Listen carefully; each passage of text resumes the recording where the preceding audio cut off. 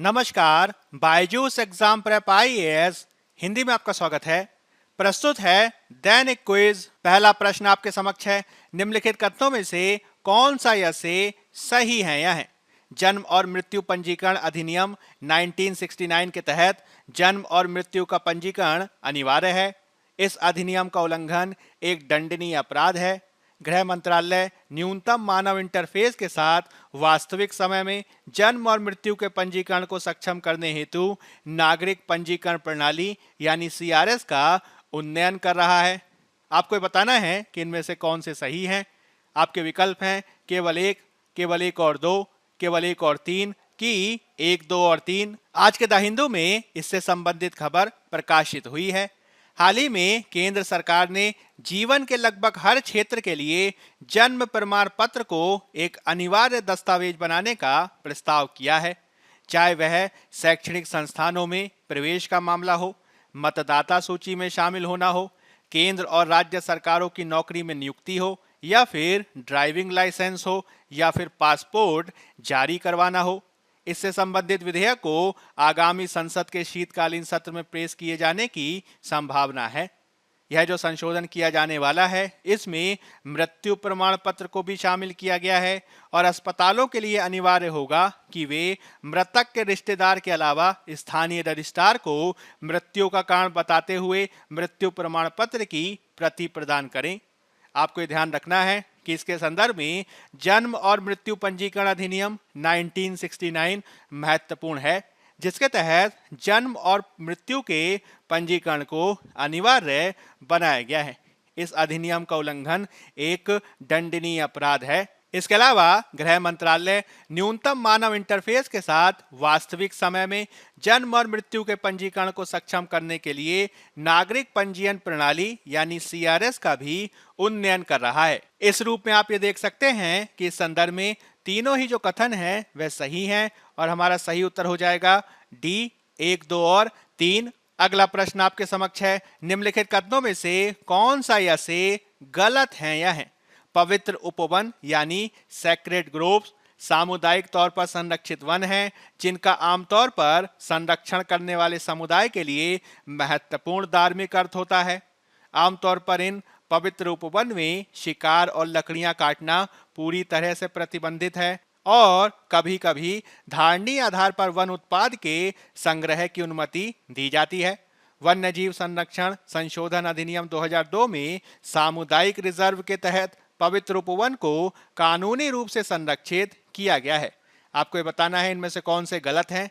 आपके विकल्प हैं केवल एक, केवल दो, केवल तीन कि इनमें से कोई भी नहीं। पवित्र उपवन के संदर्भ में आप ये ध्यान रखेंगे कि ये मुख्य रूप से सामुदायिक रूप से संरक्षित वन होते हैं, जो आमतौर पर विशेष समुदायों के लिए महत्वपूर्ण धार्मिक अर्थ रखते हैं।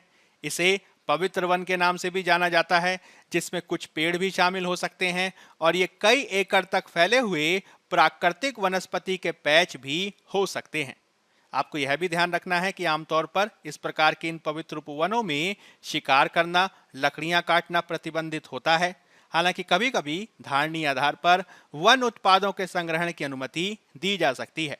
इसके अलावा आप यह भी ध्यान रखेंगे कि वन्य जीव संरक्षण संशोधन अधिनियम 2002 में सामुदायिक रिजर्व के तहत इन पवित्र उपवनों को कानूनी रूप से संरक्षित किया गया है। इस रूप में आप ये देख सकते हैं कि पवित्र उपवन के संदर्भ में तीनों जो हमारे कथन हैं वह सही हैं और चूंकि आपसे गलत कथन की पहचान करने को कहा गया है और इसमें कोई भी कथन गलत नहीं है, इसलिए हमारा सही उत्तर हो जाएगा डी, इनमें से कोई भी नहीं। आज के द हिंदू में इससे संबंधित खबर प्रकाशित हुई है। अगला प्रश्न आपके समक्ष है, गुट्टी कोया जनजाति निम्नलिखित में से किन राज्यों में पाई जाती है। झारखंड, तेलंगाना, आंध्र प्रदेश की बी और सी दोनों। कोया आबादी के संदर्भ में आप ये ध्यान रखेंगे कि कोया आबादी तेलंगाना, आंध्र प्रदेश, छत्तीसगढ़ और उड़ीसा में संकेंद्रित है। ये कोया भाषा बोलते हैं, जो एक द्रविड़ भाषा है। इनमें भी जो गुट्टी कोया जनजाति है वह मुख्य रूप से तेलंगाना और आंध्र प्रदेश राज्यों में पाई जाती है और इन क्षेत्रों में इसे अनुसूचित जनजाति के रूप में सूचीबद्ध किया गया है। गुट्टी कोया जनजाति बड़े पैमाने पर बसे हुए कृषक माने जाते हैं, क्योंकि वे ज्वार, बाजरा और इसी प्रकार के मोटे अनाजों की खेती को करते हैं। वे पोडू खेती का अभ्यास करते हैं, जिसे सरल शब्दों में स्लैश एंड बर्न खेती यानी झूम खेती कहा जाता है। हालांकि इनमें से केवल कुछ ही अपनी कोया बोली को बोलते हैं, क्योंकि वर्तमान में यह एक भुला दी गई बोली है। वर्तमान में इनके द्वारा तेलुगु भाषा बोली जाती है और इसे ही वे अपनी मातृभाषा मानते हैं। इस रूप में आप ये देख सकते हैं कि गुट्टी कोया जनजाति मुख्य रूप से पाई जाती है तेलंगाना और आंध्र प्रदेश दोनों में, और इस रूप में हमारा सही उत्तर हो जाएगा डी, बी और सी दोनों। आज के द हिंदू में इससे संबंधित खबर प्रकाशित हुई है। अगला प्रश्न आपके समक्ष है, निम्नलिखित कथनों में से कौन सा या से सही है? यह है, हिमालयी याक भारत में पाया जाता है, ये पालतू नहीं है और केवल जंगलों में पाए जाते हैं। याक चलवासी पशुचारकों के लिए एक बहुआयामी सामाजिक, सांस्कृतिक, आर्थिक भूमिका निभाता है। आपको बताना है कि इनमें से कौन से सही हैं। आपके विकल्प हैं केवल एक और दो, केवल एक और तीन, कि इनमें से कोई भी नहीं। आज के द हिंदू में इससे संबंधित खबर प्रकाशित हुई है। हाल ही में हिमालयी याक को फूड एनिमल का दर्जा भारतीय खाद्य सुरक्षा और मानक प्राधिकरण यानी food safety and standard authority of India के द्वारा प्रदान किया गया है। इससे हिमालयी याक के दूध और मांस का सेवन करना सुलभ होगा। इस वर्गीकरण से उच्च हिमालयी क्षेत्रों में निवास करने वाले इस गौ जातीय जानवरों की आबादी में गिरावट को रोकने में मदद मिलने की आशा की जा रही है, जो इसे पारंपरिक दूध और मांस उद्योग का हिस्सा बनाएंगे। आपको ये ध्यान रखना है कि याक देहाती खानाबदोशों के लिए एक बहुआयामी प्रकार के सामाजिक, सांस्कृतिक, आर्थिक भूमिका को निभाते हैं, क्योंकि यह मुख्य रूप से हिमालयी क्षेत्र के ऊंचे इलाकों में पाए जाते हैं। यह एक ऐसे ऊंचे इलाके हैं जहां पे कृषि गतिविधियों की कमी होती है, और कृषि गतिविधियों की कमी के चलते ये खानाबदोशों के लिए पोषण और आजीविका सुरक्षा को अर्जित करते हैं, और इसी के चलते याक जैसे जानवरों को देहाती खानाबदोशों के द्वारा पाला जाता है, क्योंकि हिमालयी उच्च क्षेत्रों में याक जैसे जानवरों को छोड़कर अन्य जानवरों का जीवित रहना मुश्किल है। इस रूप में आप ये देख सकते हैं कि यदि हम सही कथन की पहचान करने का प्रयास करें तो इसमें पहला कथन हमारा सही है, हिमालयी याक भारत में पाए जाते हैं, और साथ ही यह चलवासी पशुचारकों के लिए बहुआयामी प्रकार की भूमिका को भी निभाते हैं, यह भी सही है। हालांकि इन्हें पालतू बनाया गया है, इसलिए दूसरा कथन सही नहीं है, और इस रूप में हमारा सही उत्तर हो जाएगा सी, केवल एक और तीन। अब हम यूपीएससी के द्वारा 2020 में पूछे गए प्रश्न को देख लेते हैं। भारतीय इतिहास के संदर्भ में 1884 का रखमाबाई मुकदमा किस पर केंद्रित था? महिलाओं को शिक्षा पाने का अधिकार, सहमति की आयु, दाम्पत्य अधिकारों का प्रत्यास्थापन। आपको ये बताना है निम्नलिखित कूट का प्रयोग करके सही उत्तर का चयन करें।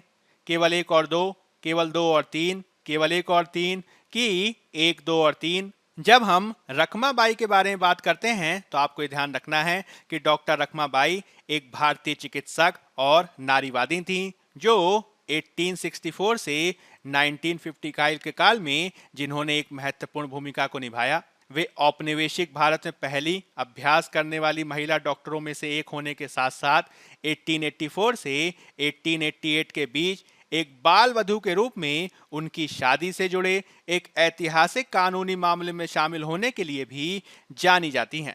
आपको ये ध्यान रखना है कि उनका विवाह 11 वर्ष की छोटी आयु में दादाजी भीकाजी के साथ हुआ, जो 19 वर्ष के थे।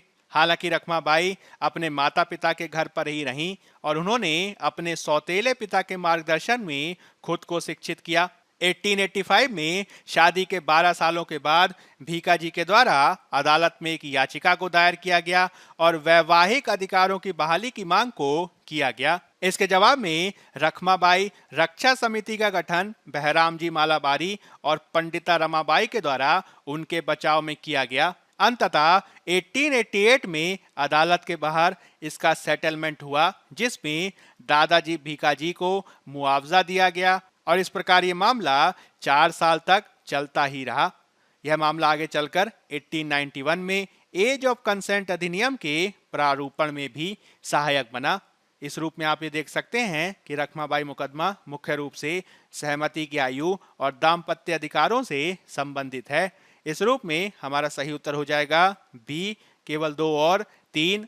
अब हम आज के तथ्य यानी फैक्ट ऑफ द डे की चर्चा कर लेते हैं, जिसमें हम बात करेंगे PSLV C54 और भारत भूटान अंतरिक्ष संबंधों पर, जो आज के द हिंदू में प्रकाशित हुआ है। हाल ही में भारतीय अंतरिक्ष अनुसंधान संगठन यानी इसरो के द्वारा polar satellite launch vehicle PSLV C54 की मदद से पृथ्वी अवलोकन उपग्रह EOS-06 सहित 9 उपग्रहों को सफलतापूर्वक कई कक्षाओं में स्थापित किया गया। इसरो के द्वारा प्रक्षेपित शेष 8 नैनो उपग्रहों में भूटान के लिए इसरो नैनो उपग्रह 2 यानी INS-2B भी शामिल है। भूटान के राजा जिग्मे खेसर नामग्याल वांगचुक के अनुसार संयुक्त भारत भूटान उपग्रह का प्रक्षेपण दोनों देशों के मध्य संबंध के एक नए युग का प्रतीक है। आपको ये ध्यान रखना है कि भारत भूटान सेट, जिसे ISRO nano satellite 2 for Bhutan यानी INS-2B के रूप में भी जाना जाता है, दोनों देशों के वैज्ञानिकों के द्वारा संयुक्त रूप से विकसित किया गया है। विदेश मंत्रालय के अनुसार भारत ने उपग्रहों के निर्माण और परीक्षण के साथ साथ प्राप्त होने वाले उपग्रह डेटा को संसाधित और विश्लेषण करने के लिए भारतीय इंजीनियरों को प्रशिक्षित करने में सहायता की है। उपग्रह से भूटान को भू मानचित्रण, कृषि और वनों के प्रबंधन के लिए हाई रेजोल्यूशन वाली छवियां प्रदान करने की उम्मीद की जा रही है। आपको यह भी ध्यान रखना है कि यह भूटान का दूसरा नैनो उपग्रह है। भूटान के इंजीनियरों ने इससे पहले 2018 में भूटान 1 सैटेलाइट पर काम किया था। इसे जापान में विकसित किया गया और स्पेस एक्स के फाल्कन 9 रॉकेट पर संयुक्त राज्य अमेरिका से इसे अंतरिक्ष में भेजा गया। हालांकि वर्तमान में जो भारत के द्वारा इसके संदर्भ में कार्य किया गया है, इस पूरे मामले में भूटान के प्रधानमंत्री ने अपने लिखित संदेश में इस बात को हाईलाइट किया है कि किस प्रकार से यह परियोजना अंतरिक्ष की सीमाओं तक फैले दोनों देशों के बीच संबंधों में एक नए युग को चिन्हित करती है। साथ ही यह आधुनिक भारत की तकनीकी और वैज्ञानिक क्षमताओं को प्रदर्शित करने और भूटान की आकांक्षाओं को दर्शाने वाला एक प्रयास है। वहीं भारत के लिए यह भारत भूटान उपग्रह भारत के भूटान के लोगों के साथ एक विशेष संबंध स्थापित करने का एक माध्यम है। आपको यह भी ध्यान रखना है कि भारतीय प्रधानमंत्री की 2019 की भूटान यात्रा के दौरान भूटान की राजधानी थिम्पू में साउथ एशिया सैटेलाइट के ग्राउंड अर्थ स्टेशन का भी उद्घाटन किया गया था। इस प्रकार से भारत ये उम्मीद कर रहा है कि साउथ एशिया सैटेलाइट के साथ ही Bharat Bhutan satellite south Asia में भारत की सैटेलाइट कूटनीति को एक नई ऊंचाई पर ले जाएगा और भारत भूटान संबंधों को भी बेहतर करने में महत्वपूर्ण भूमिका को निभाएगा। बायजूस एग्जाम प्रेप IAS के आज के अंक में फिलहाल इतना ही। धन्यवाद।